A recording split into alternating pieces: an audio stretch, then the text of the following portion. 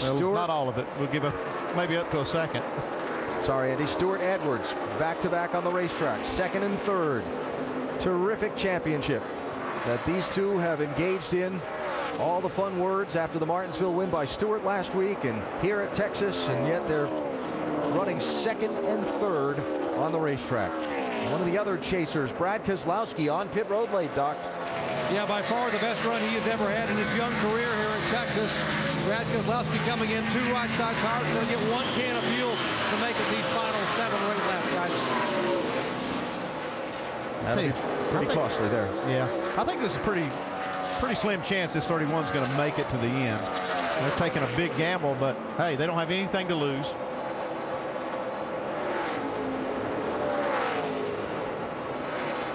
There's Kim Burton, his wife. Do the math for me. Do the math for me. Oh, she's nervous. Too far, man. We get above a half. I'm out. I'm out. Oh, I'm out. that's it. Not even close. 5 laps to go. Come on in here. We're going to splash it off. No, just doing the numbers. It just didn't make it. 5 to go and past the pit entry, and he's got to coast all the way around the racetrack if he makes it back. Yeah, now it becomes Tony Stewart there with Carl Edwards. You see 3 cars in between them. So, Tony Stewart back to the lead. 4 laps away from another win. A man who hadn't won all season long until the chase for the NASCAR Sprint Cup started. Said at one point, we shouldn't even make the chase. We'll just be taking up the spot. Check this out. Carl Edwards. That was a close call for Carl. Boy, it sure was, and took away any chance he probably had of trying to run Tony Stewart down. As Regan Smith there with Carl.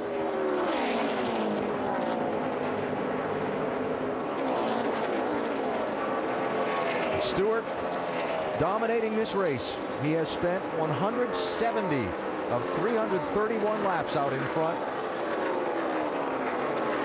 There was a race earlier this season where Tony dominated and lost. It was at Las Vegas, the 3rd race of the season. Strategy late. Stewart went from dominating to somehow losing out to Carl Edwards. The only race all season Edwards has won. I'll tell you what, when this chase started, he made his mind up. He was going to win it. And I don't think anybody can stop him right now. Yeah, I'm pretty sure I'm not the only one that didn't see him winning 4 of the first 8 races in the chase, right? I didn't see that. Okay, I'm just checking. I didn't think a lot of people saw that, but boy, how dominating has this been? It's going to be twice he's been back-to-back victories in the chase if he can hold on here for a couple of laps.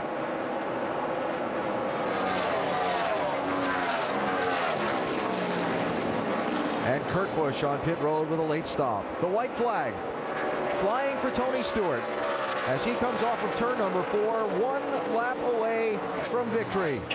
White flag here. White flag. Bring it home.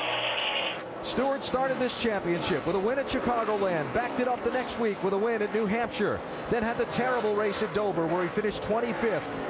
Not all that impressive at Kansas, 15th, but then 8th at Charlotte, 7th at Talladega, the winner at Martinsville last week, and a dominator today. He'll gain ground, not a ton, as Carl Edwards is going to finish second. But with his 4th win in 8 tries in his bid for the championship, Tony Stewart takes the checkered flag at Texas. Carl Edwards finishes second.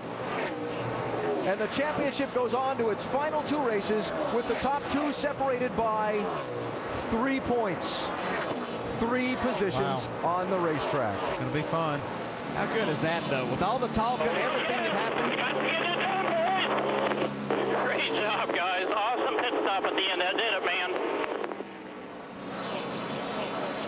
All week, these drivers have talked a little fun back and forth, and they come out and do it on the racetrack, 1st and 2nd. That's the way you go about winning championships. That's racing for a championship. That's it. Yeah. Both of them. Another win for Tony Stewart and his race team today, Jamie. Darian Grubb is crew chief, confident all weekend long, and you told me the strength of your driver was adjusting to change. You did that today on the pit box. How did you guys get it done? Everybody in the whole crew just did an awesome job. This Always Depot Mobil 1 team is an incredible bunch of guys. There's no quit in them. That's 4 out of 8. Let's go for 2 more. All right, they are confident. We'll be in victory lane. We'll talk to the man, Tony Stewart, Alan.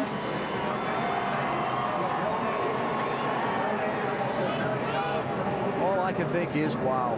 Yeah, and I want to say also, that's as much for Carl Edwards running second, and these two guys, after the words after Martinsville, and after they came to the track here in Texas, and there were billboards in town picturing the two of them going man-to-man for the title, and the boxing gloves that the promoter Eddie Gossage was toting around, and the robes, the boxing robes, for these two slugging it out for the title. It's one thing to put it out there and throw the smack down.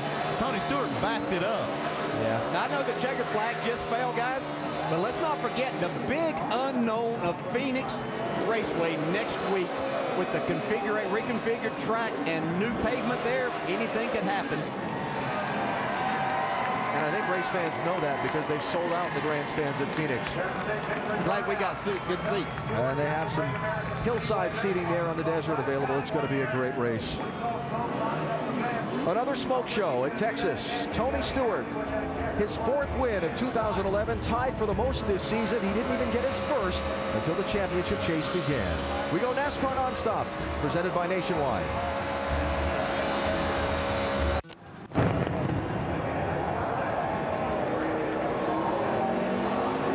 Fireworks in air at Texas Motor Speedway after the conclusion of today's 500-miler, won by Tony Stewart, with his rival for the title, Carl Edwards, running in second. The championship began at Chicagoland. Stewart, winless all season, scored the victory. Back-to-back, he went at New Hampshire, and it was on. Then after the wild and woolly Sunday a week ago in Martinsville, where Stewart came out on top, he said, "You better be worried, that's all I got to say. He isn't going to have an easy 3 weeks." and he's not making it easy, as the very next week, Stewart beating Edwards to the checkered flag here at the Texas Motor Speedway. And our Goodyear winning moment as Tony came down the pit lane. Tony said, that's the way it's supposed to be. And Carl said, it's going to be fun.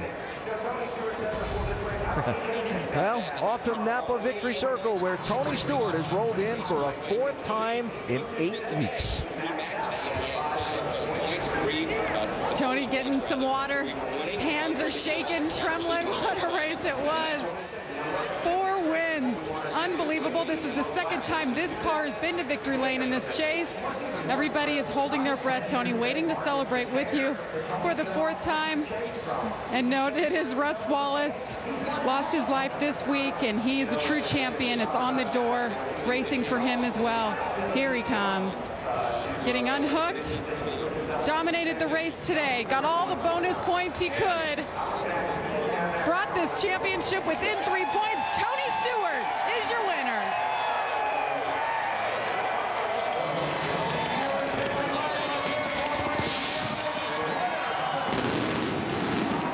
All the pageantry, the confetti, Eddie Gossage doing a great job here. Tony, the guys in the booth said, you made up your mind. You're going to win this championship. How much of it is mind over matter at this point?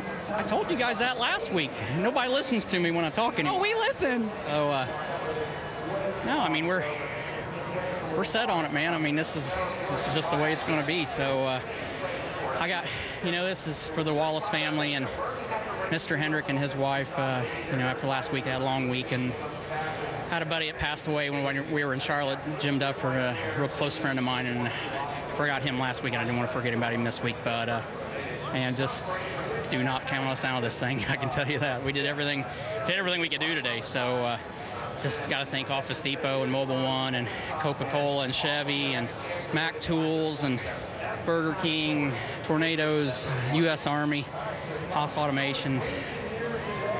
I normally don't even make it that far in the list, so I did pretty good tonight.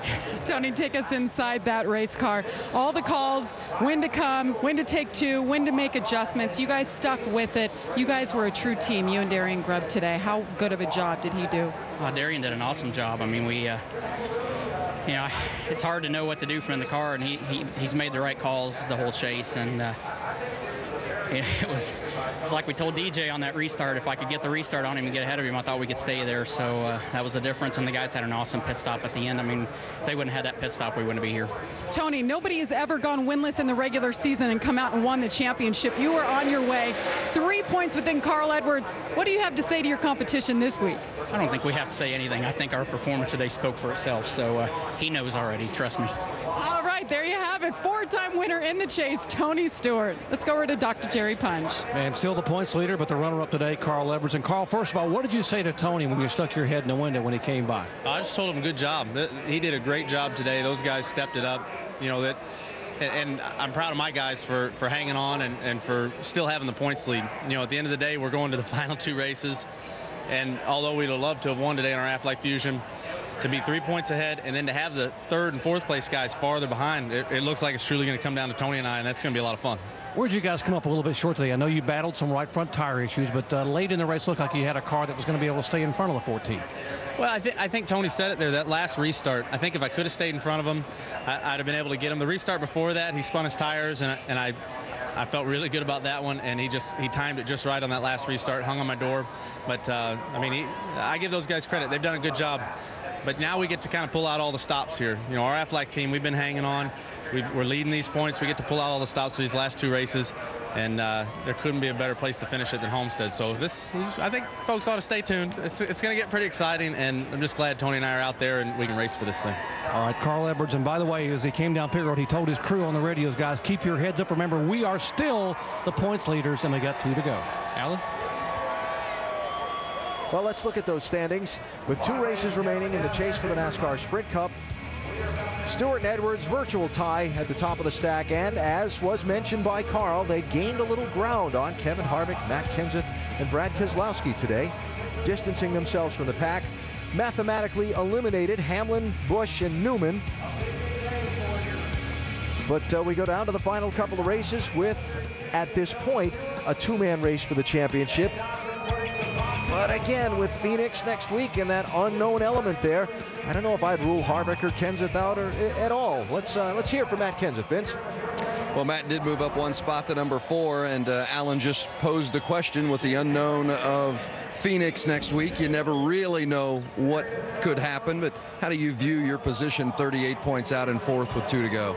Not very good, but better than the guys behind me. So, yeah, I mean, it's, you know, for all intents and purposes, unless the 14 and 99 have a disaster at Phoenix, it's kind of a 2-man race. But I'm proud of my guys. They did a really great job. We made a lot of adjustments, had great pit stops. I thought Jimmy had a wonderful strategy to get us where we got. We were just off all day compared to how we normally run here, and just could never hit it, honestly, from the first lap to the last lap. We just could never get it the way we needed it to be. So them guys fought hard all day. They gave me everything they had. I gave them everything we had and came home with the top 5. So overall, it was a good day. Indeed. 4th place today for Matt Kenseth. Dave? The guy who finished right in front of him, Casey Kane, the best non-chase finisher, 4 out of the last 6 races. And I heard you say, coming in safe for a little side bite, this might have been yours today. Yeah, we were really close. Had a battle really hard with Tony and Carl, and you know they're trying to get every point they can. And I wanted to win really bad today. I thought our Red Bull Toyota was right there. Just Tony was a little better at the end, and even throughout most of the race. It was a great race for us. Guys did a great job, and if I had a little more side bite, I think we would have had a shot. And this team, even with all this uncertainty, Casey, is hanging in there and really doing a great job for you guys. Yeah, the team, they've been doing it throughout the entire chase. I wish we were in the chase because it's probably been our best time in the whole season. So it's been a lot of fun working with these guys. I'd love to win a race. It's one of our tracks that I thought we could have done it at, and we got 2 more to keep trying, and if not, we'll just keep trying to run these top 5s. Another top 5 here at Texas, almost his 2nd win. Doc? And pole sitter Greg Biffle frustrated with a top 5. And Greg, why? Well, I screwed up there at the end. I slid through the pit box on the green flag stop at the end just by about 4 inches. Had to move it back. It probably cost me a spot or 2 at the end here. But, you know, we're excited with a top 5 run. That's what we needed to do. We wanted to win, but we were so far off. We just started too far off and worked at it. We got it right at the end, but little too much, a little too late. So it was a good day for us. We learned something, I think, and that'll help us build for next year. Had his hands full early on, but still brought it home with a 5th place finish. Alan? All right, Doc, thanks. And so we look ahead now to the final 2 weeks of the NASCAR Sprint Cup Series season, and it's on to Phoenix next Sunday afternoon. Newly paved track. They reconfigured some of the corners, particularly that dog leg on the back straightaway, and a lot of drivers think it's going to be a hairy day. Yeah, they've not only done that, they've also, you know, the new pavement, but they've taken a machine out there to try to rubber in the racetrack, and they've put a lot of rubber down to enhance the racing and widen the groove out. We're going to see how that works, but it's still, like you said, a totally unknown racetrack. Yeah, just in talking to these drivers, as you were pointing out, Alan, they've made such a sharp turn on the dog leg on the back straightaway, and you kind of go, it's almost like a roller coaster. Down, your car bottoms out, back uphill. So it's going to be interesting to watch, and these drivers are going to have to be aggressive, but they're also going to have to be patient as they try to work rubber into the racetrack. Got a lot of great things going on. This chase for the NASCAR Sprint Cup here on ESPN, and a great run of Monday Night Football games coming up as well.